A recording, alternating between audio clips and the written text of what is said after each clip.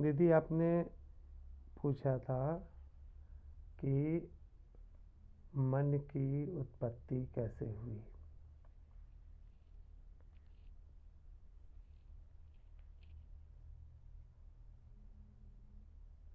मन की उत्पत्ति स्वतः ही होती है।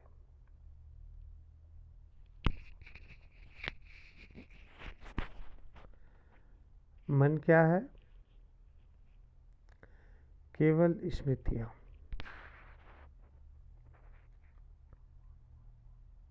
कोई भी घटना एक हो रही है, वो घटना हो रही है, वो घटना की यादें हो गई, उससे फिर निकले हुए जो भाव हैं, हमारे स्वभाव के अनुसार जो भाव आते हैं, वो ये हमारी मस्तिष्क में स्टोर हो गई, जमा हो गई।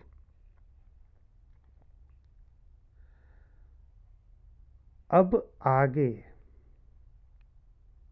मस्तिष्क को कोई कार्य करना हो तो कैसे करेगा? वो उन अनुभवों के आधार पर ही कार्य करेगा, अन्यथा उसे उस कार्य को हमेशा शुरू से ही शुरू करना होगा।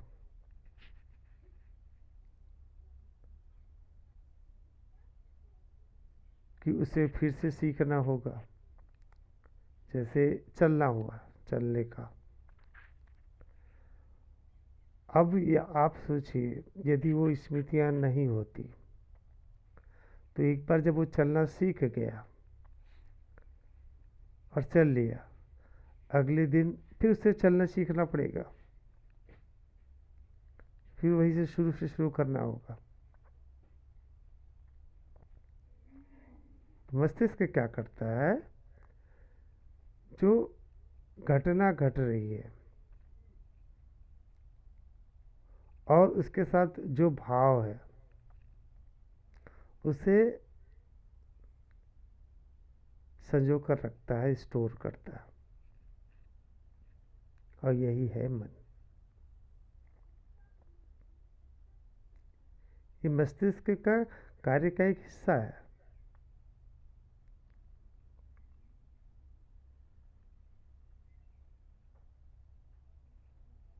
घटना को भी वो स्टोर कर रहा है और उसके भावों को भी स्टोर कर रहा है, और भाव प्रत्येक के लिए अलग अलग होगा, क्योंकि जो उसका स्वभाव होगा, जो उसका गुण होगा, उसके हिसाब से भाव प्रकट होंगे।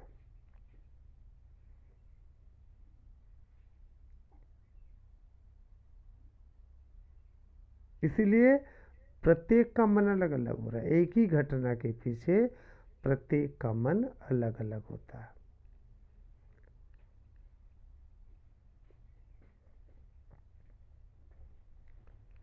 तो ये मन की उत्पत्ति ऐसे होती है, स्वतः होती है।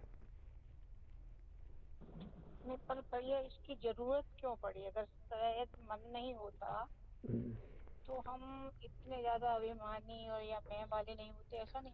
नहीं, अगर अगर ये मन नहीं होता, अगर ये मन नहीं होता तो जब आपने सांस लेना सीखा ना, सांस लेना सीखा, प्रतिदिन आपको सांस लेने का अभ्यास करना होता।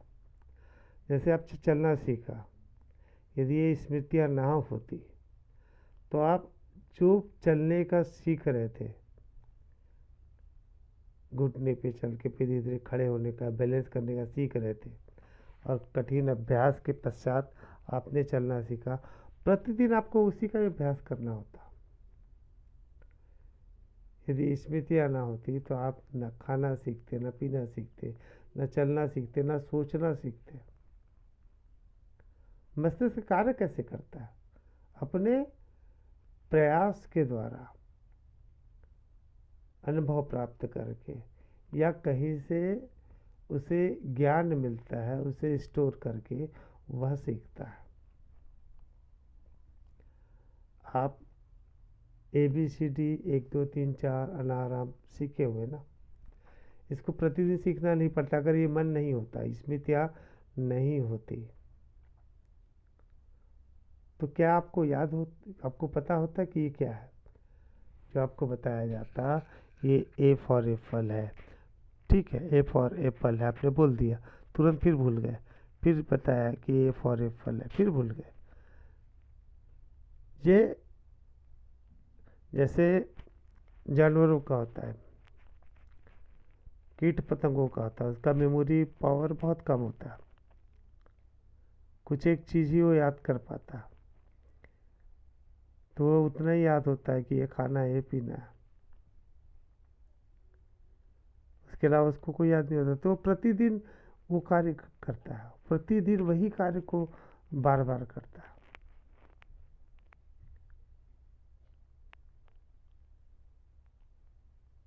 तो ये लर्निंग प्रोसेस है, आप लर्न कर रहे हो, कोई चीज़ सीख रहे हो, और सीखने के बाद उसे आप उस यादों को जमा कर रहे हो, और उसके साथ साथ भाव भी, जब वो स्मृतियाँ जमा हो रही है तो पूरी स्मृतियाँ जमा होती है, वो भाव भी जमा हो जाता है और वो घटना भी जमा हो जाती है।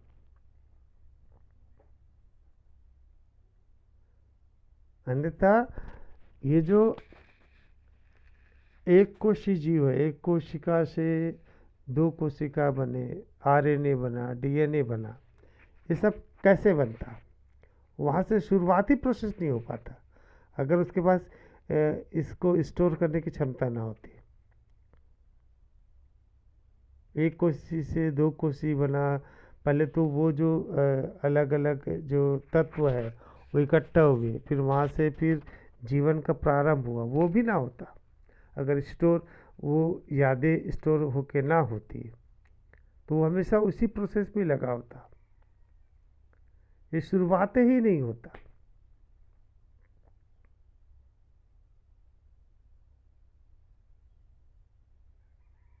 लर्न करती है प्रकृति, लर्न करती है और लर्न करती है, फिर उसके बाद वहाँ तक वो प्रोसेस समाप्त, वहाँ से फिर वो आगे का लर्न करती, फिर वो आगे का लर्न करती, इस प्रकार का प्रोसेस होता है। नहीं तो अगर शुरुआती पहला ही सीढ़ी आप चढ़ नहीं पाया हो तो आप आखिरी सीढ़ी कैसे चढ़ोगे, अगली सीढ़ी पे कैसे रखोगे जब पहली सीढ़ी पे आपके कदम रुक जाएंगे, ठहर जाएंगे। दिक्कत क्या होती है? अब ये तो मन की आवश्यकता हो गई। दिक्कत ये होती है कि मनुष्य हर बातों को वो स्टोर करने लगता है, हर बातों को जो उसके लिए आवश्यक ना हो, अनावश्यक हो, उन बातों को भी स्टोर करने लगता है, और यही उसके दुख का कारण भी होता है। और जो बातें उसके लिए आवश्यक होती है उन बातों को वो स्टोर नहीं करता, क्योंकि उससे उसके अस्तित्व को खतरा होता है। तो अनावश्यक चीज़ों को वो स्टोर करने लगता है, जमा करने लगता है, और आवश्यक चीज़ों जो वास्तविकता है उसे वो हटाए लगता है, वो उस स्तर तक पहुंच जाता है। तो इकट्ठा क्या करता है? ज्ञानता को। जैसे आपने स्टोर करके आप सभी स्टोर करके रखते हैं कि मैंने ज़मीन खरीदी है, ये मेरा बच्चा है, मेरा बच्चे की ये पुत्र है, ये मेरी संपत्ति है, मेरा घर परिवार है, मेरा नाम है, इन सब बातों को आपने स्टोर कर दिया, बिल्कुल ठीक है। आप कभी स्टोर नहीं करते कि मेरी भी मृत्यु होगी और यह सब कुछ समाप्त हो जाएगा, इस बात को आप जानते भी हैं, लेकिन कभी भी आपकी यादों में होता है, मस्तिष्क में होता है, विचारों में होता है, क्योंकि आप उसे फॉरगेट करना चाहते हैं, हमेशा भूलना चाहते हैं, जो अत्यंत आवश्यक है। और अगर इसको हम याद कर लिए, इस सत्य को याद कर लिए कि यह जीवन नश्वर है, तो वहाँ से ये जितनी पुरानी अनावश्यक बातें हैं वो खुद ब खुद याददाश्त से मिटनी शुरू हो जाएगी।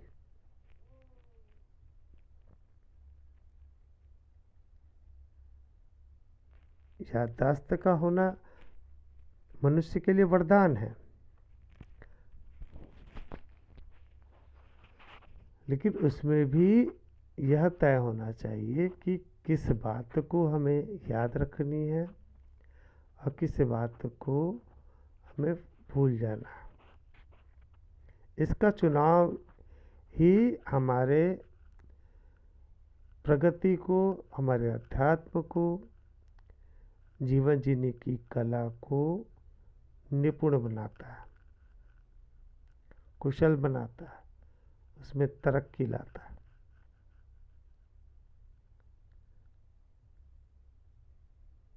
कुछ चीज़ें सिस्टमेटिक रूप से याद हो जाती है, उसके लिए कुछ प्रयास नहीं करना पड़ता है। जैसे सांस लेना, खाना पचाना, हृदय का धड़कना, आँखों का देखना, ये सब चीज़ सीखा हुआ है, मस्तिष्क ने इनको भी सीखा हुआ है।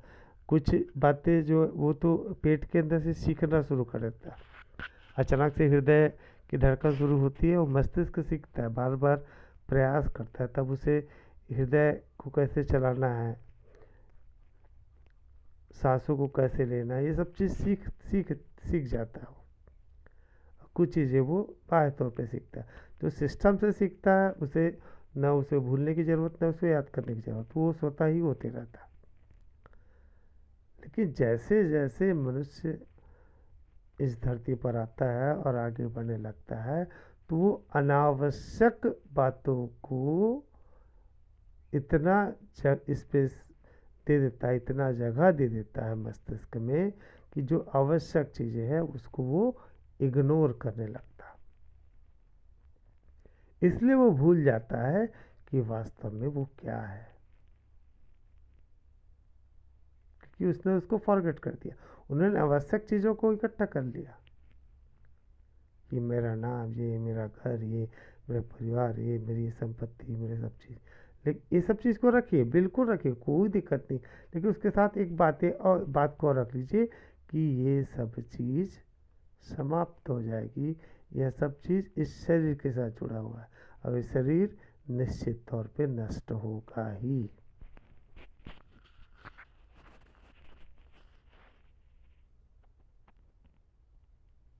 मन का शून्य होना, डाइल्यूट होना, समाप्त होने का तात्पर्य यह है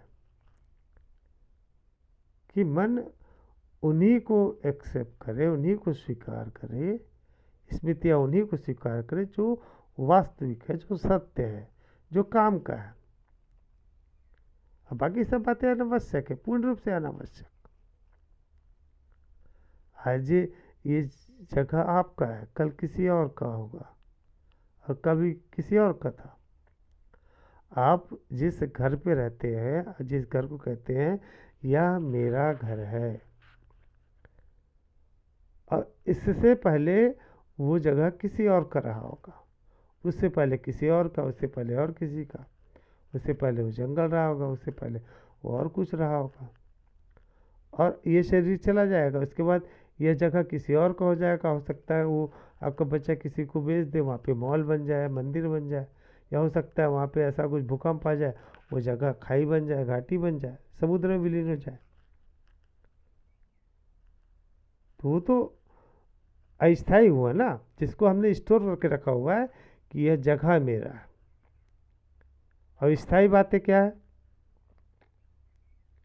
कि यह शरीर नश्वर है, एक दिन समाप्त होगा, वैसे ही यह संसार अपने आप से मुझसे छूट जाएगा, और मैं उसके बाद भी रहूँगा। मैं आत्मा हूँ जो नश्वर है, जिसे मैंने अनुभूति के द्वारा, इस शरीर की अनुभूति के द्वारा जाना है। अब इसे मुझे स्थायित्व प्रदान करना।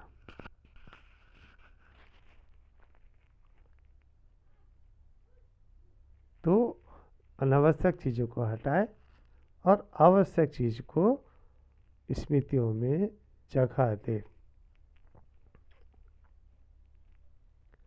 वो कूड़ा हमने इकट्ठा किया हुआ है, उस मन जो कहते हैं ना, जो स्मृतियाँ कहते हैं, हमने इकट्ठा सारा कूड़ा तमाम पका, इसने मुझे मेरे साथ ऐसा किया, उसने वैसा किया, तो मुझे ऐसा करना है, तो मुझे ऐसा कर, सारी बातें जो बीत गया वो उसको कुछ नहीं कर सकते, और जो आने वाला है वो क्या होगा उस पर बस नहीं है, लेकिन सारा स्टोर उसी में।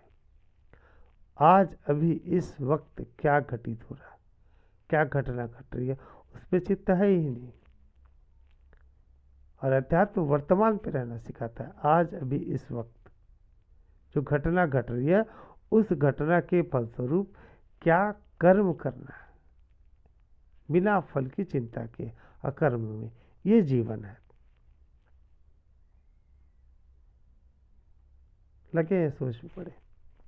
आप सोचिए, आप बैठे हैं, सोच पड़े भूतकाल के बारे में, भविष्य के बारे में। अचानक आपके सामने सांप खड़ा हो जाता है, फन फैला है।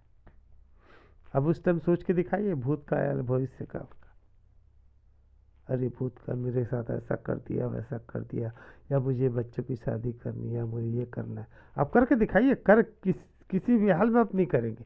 आपके सामने तो वर्तमान दिखेगा, काला नाग फन फैलाए हुए, खत्म भूत भविष्य वर्तमान। अब उस वहाँ पे क्या करेंगे, अब अकर्म कर्म करेंगे, या तो सांप को हटाने का प्रयास करेंगे, मारने का प्रयास करेंगे, या दूर हटने का प्रयास करेंगे, बचने का प्रयास करेंगे। ये घटना कर्म में।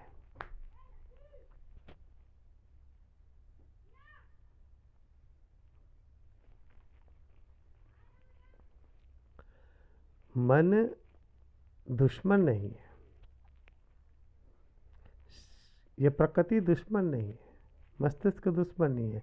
इसी मस्तिष्क के फलस्वरूप इस शरीर ने उस अनुभूति का अनुभव किया है। ये मस्तिष्क ही विचार उत्पन्न किया है कि हाँ, यह अध्यात्म को जाने, मैं को जाने, स्वयं को जाने।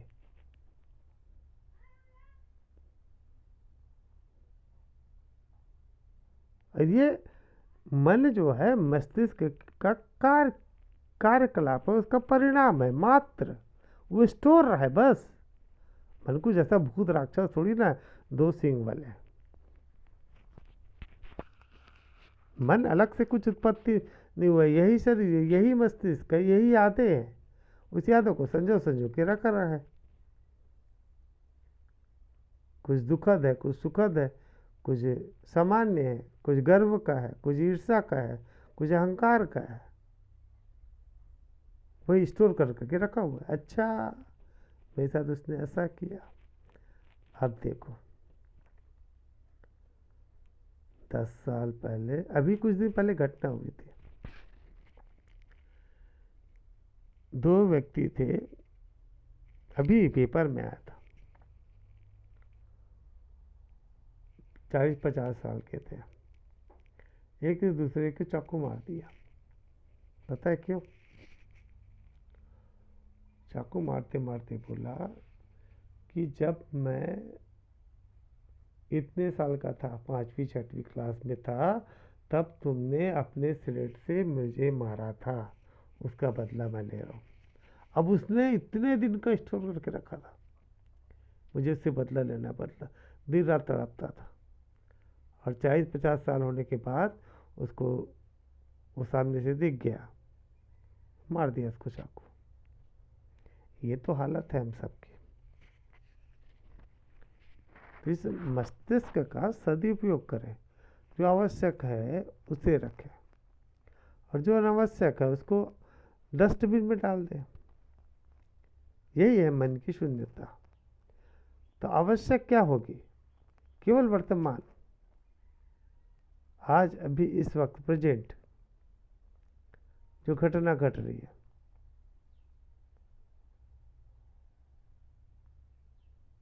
तो फिर वहां पे स्टोर करने कुछ बचता ही नहीं।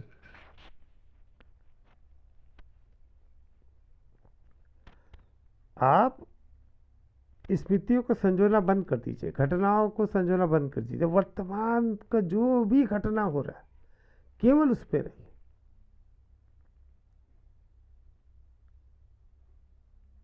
हर घटना की साक्षी हो जाइए।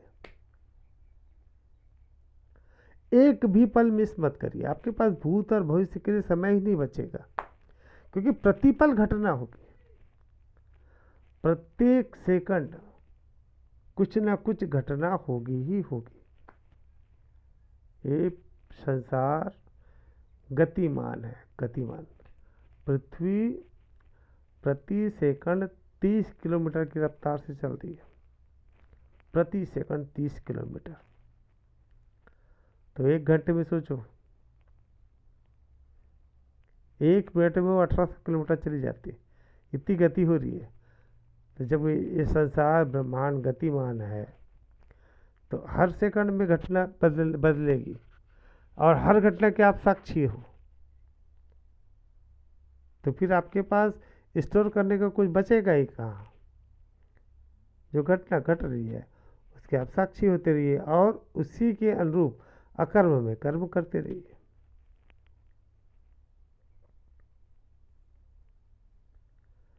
आप खुश रहना जान जाएंगे, प्रसन्न होना जान जाएंगे। आपका जो तनाव है समाप्त हो जाएगा।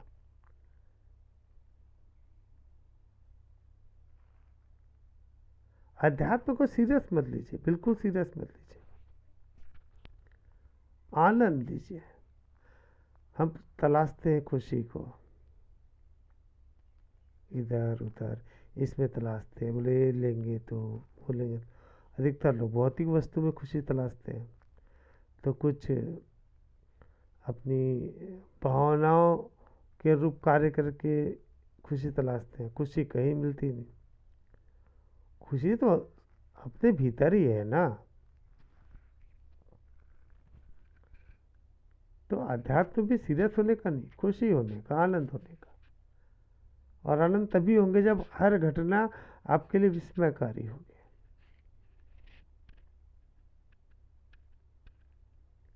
एक गुरु था, उसके पास लोग आते थे, हजारों लोग, और हजारों लोग तरह तरह के सवाल पूछते थे, अलग अलग। आम आदमी होगा तो वो परेशान हो जाएगा, लेकिन उस संत के चेहरे पर कोई परेशानी नहीं। वो तिरछे सीधे उल्टे सभी प्रश्नों का उत्तर धैर्य के साथ, आराम के साथ देता था, बिना झुंझलाए हुए।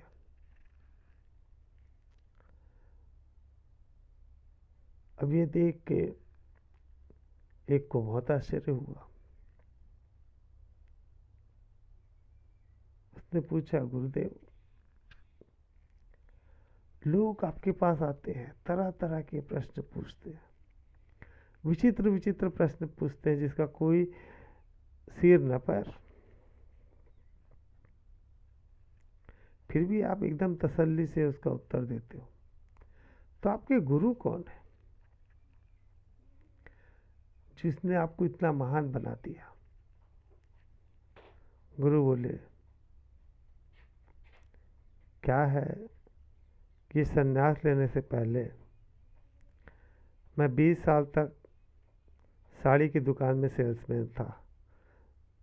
जब साड़ी बेचा तो फिर मेरे अंदर धैर्यता वैसे ही आ गई।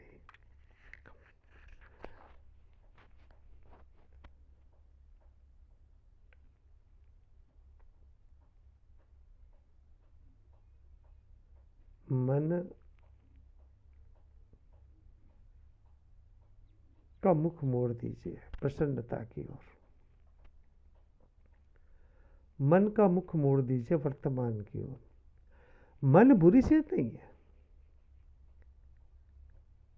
मन बिल्कुल भी, स्मृतियाँ बुरी चीज थोड़ी ना है, लेकिन स्टोर क्या करना है यह आपके ऊपर निर्भर करता है। हर एक मोबाइल पे होता है, कंप्यूटर पे होता है स्टोर करने का।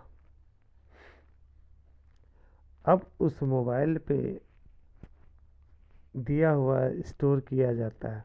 आप फालतू फालतू चीज़ें कुछ भी मिले अनाप शनाप आप स्टोर करके रख रहे हो, तो क्या होगा, उसका स्टोरेज कैपेसिटी समाप्त।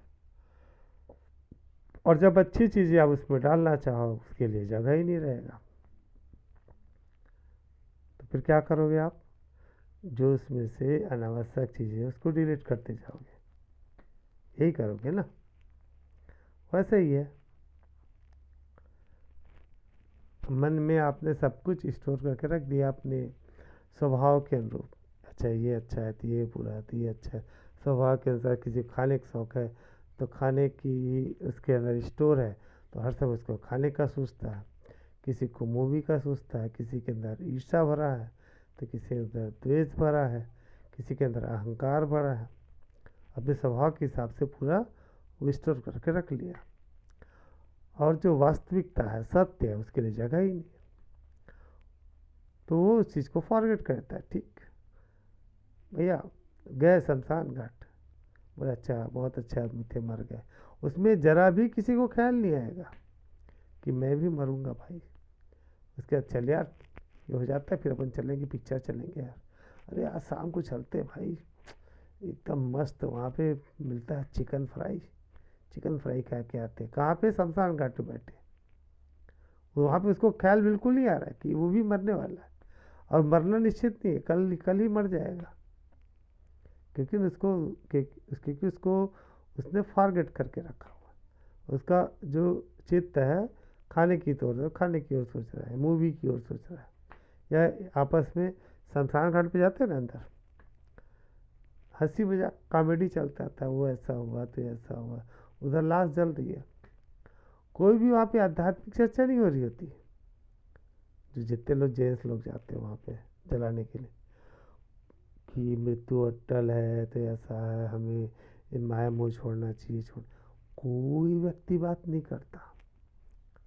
वो बात करेगा अच्छा पिछले गए थे यार वहाँ पे ऐसा किए थे, अरे वो ऐसा बोलता है तो ये ऐसा करता, सारा चर्चा उसी में। और उसके बाद जैसे आग कपाल क्रिया हुई तो सब लोग वहाँ से विदा लेके तालाब आते हैं या घर चले जाते हैं, और फिर वही रूटीन वर्क, पूरा दिन बिताए हैं उसमें शमशान घाट में। ये है दिक्कत कि जो बातें स्टोर करनी चाहिए उसे स्टोर नहीं किया गया। आपने स्टोर करके रख लिया कि मैं ये हूँ, मेरा नाम ये है, तो वास्तविक सत्य मैं ये हूँ उसके लिए जगह ही नहीं बचा, क्योंकि आप जैसे प्रश्न करते हैं मैं कौन हूँ, मैं ये हूँ, मेरा ये नाम है, मेरा ये घर है, मेरे पति ये है, मेरी पत्नी ये है, मेरे बच्चे हैं, पूरा लिस्ट तैयार, मस्तिष्क संतुष्ट हो गया, हाँ बिल्कुल सही, फिर उसको खोज की आवश्यकता ही नहीं होती। आदमी खोजेगा का, जब वो नहीं होगा तभी खोजेगा ना, और जब उसने उस बात को फॉरगेट कर दिया, भुला दिया, या उसको इग्नोर कर दिया कि ये सत्य नहीं है, कि मैं ये तो इस शरीर का है, ये तो नष्ट हो जाएगा, शरीर के बाद भी मैं रहूँगा, फिर मस्तिष्क खोज में लगता है अच्छा ये नहीं है, चल अब खोज किया जाए, और जैसे खोजता तो पाता है स्वयं को, मैं को।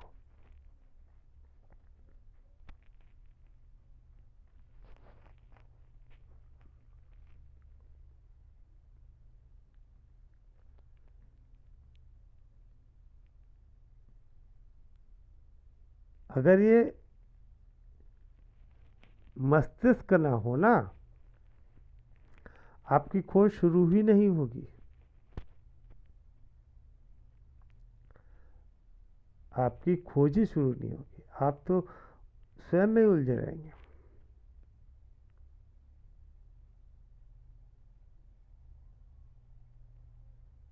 आप एक कोशिका भी नहीं बन पाएंगे, आप वो तत्व भी नहीं बन पाएंगे।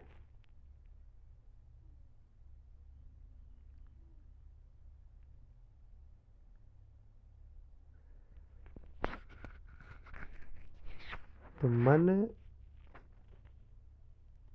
बिल्कुल भी रुकावट नहीं है,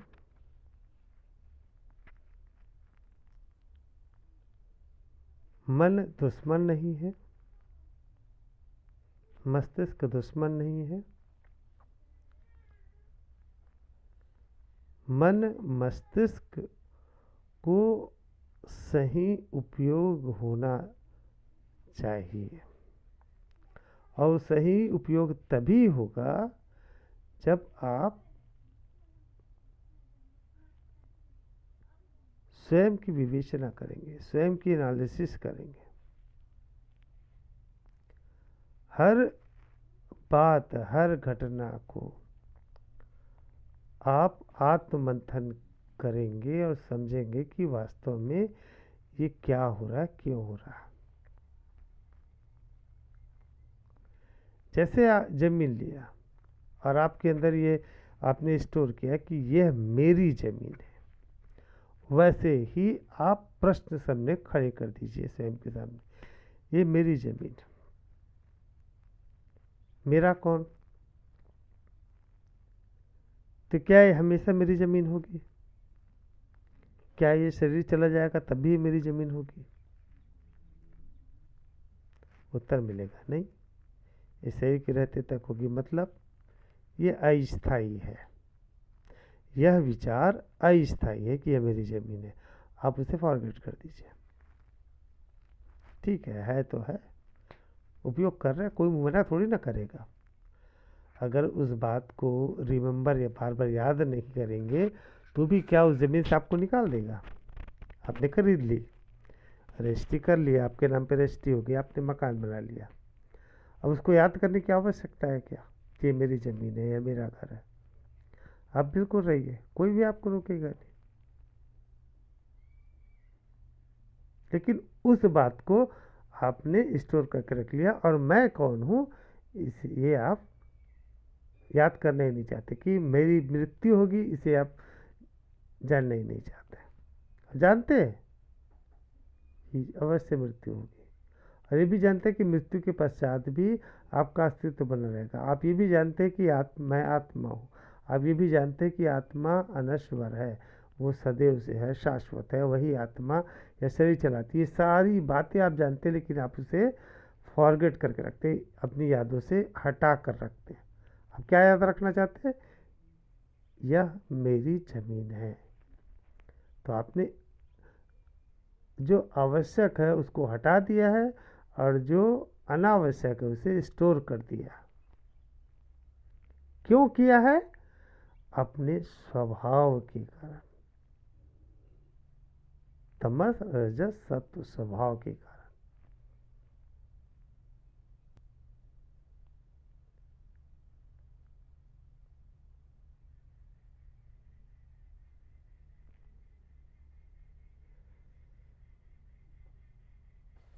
भैया ये प्रकृति अगर नहीं होती तो हम चेतना स्वरूप ही रहते ना, या प्रकृति के तीनों गुण नहीं होते तो क्या हम चेतना ही स्वरूप रहते?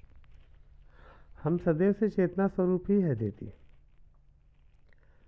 हम इन तीन गुणों के कारण भ्रमित हो जाते हैं ना। केवल भ्रम है, ये केवल भ्रम है, तो अन्यथा हम चेतना स्वरूप ही हैं।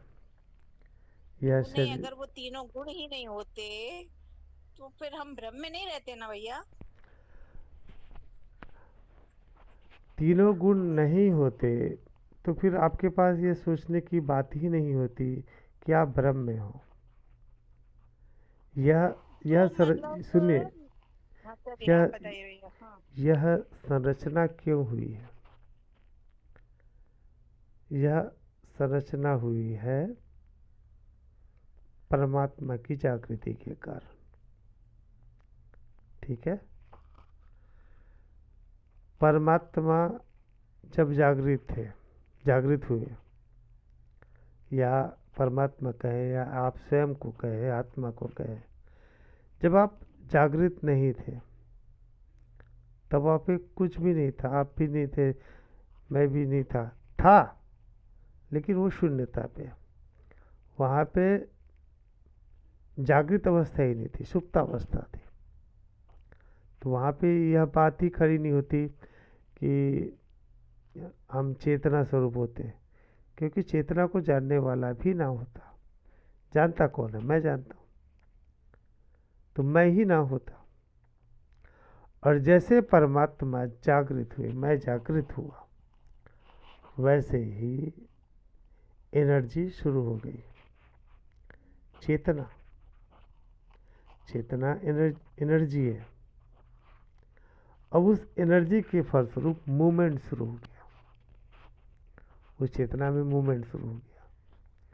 मूवमेंट शुरू हो गया तो ऊष्मा शुरू हो गई।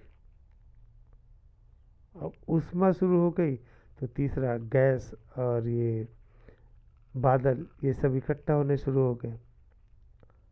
और ये जब इकट्ठा होने लगे, सघन रूप लेने लगे, वो आकार लेने लगे तत्वों का, ग्रह तारों का, उसमें फिर गर्माहट चालू हो गया, विस्फोट होना शुरू हो गया।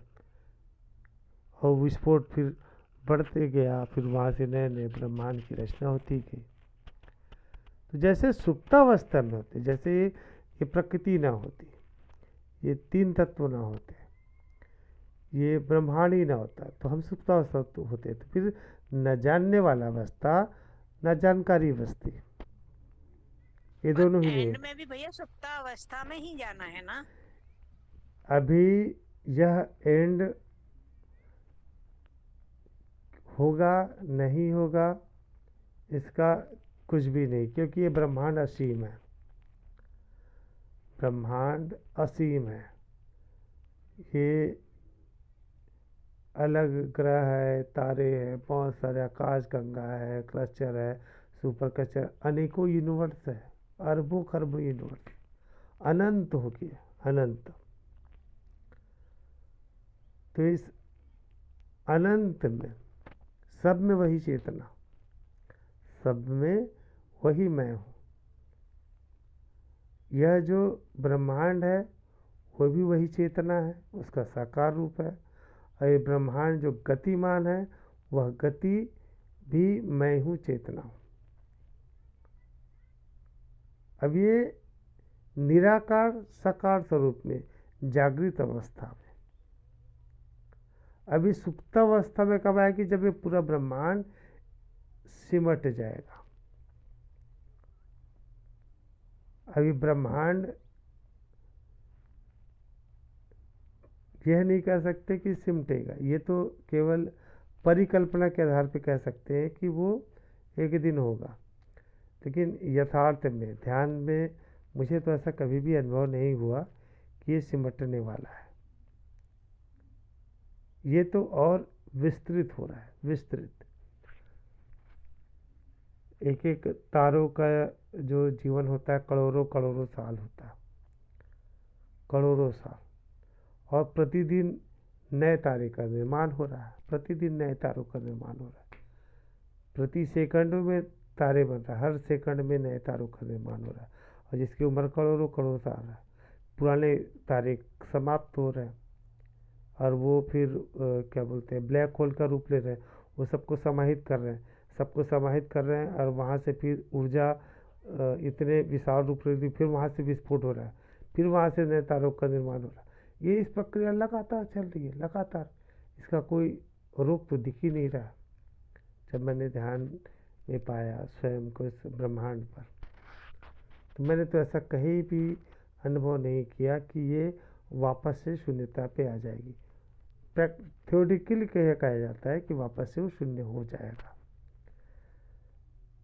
और जब आप इस चेतना का अनुभव करेंगे तो फिर पाएंगे कि सब में आप ही हो।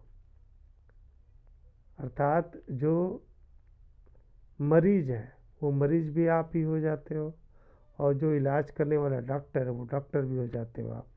वो जो सुई है, जो दवाई है, वो दवाई भी आप हो जाते हो, और जो बीमारी है वो बीमारी भी आप हो जाते हो। जो अक्षर है, जो शब्द है, वो शब्द भी आप ही हो जाते हो। जो दर्द का एहसास है वो दर्द एहसास भी आप हो जाते हो। और डॉक्टर की जो खुशी है वो खुशी भी आप हो जाते हो। सब कुछ आप हो जाते हो। तो ये अभी इस शून्यता के बारे में कहना, तो अभी ये केवल ऐसा है कि अंधविश्वास को फैलाना है। क्योंकि जो बातें मैं कहता हूँ वो प्रैक्टिकली बातें बताता हूँ, जो अनुभव होता है वही बात बताता हूँ। लेकिन यहाँ पे अंत या उस शून्यता पे वापस चला जाएगा, यह मुझे कभी भी अनुभव नहीं हुआ। चलिए आज के लिए इतना करें।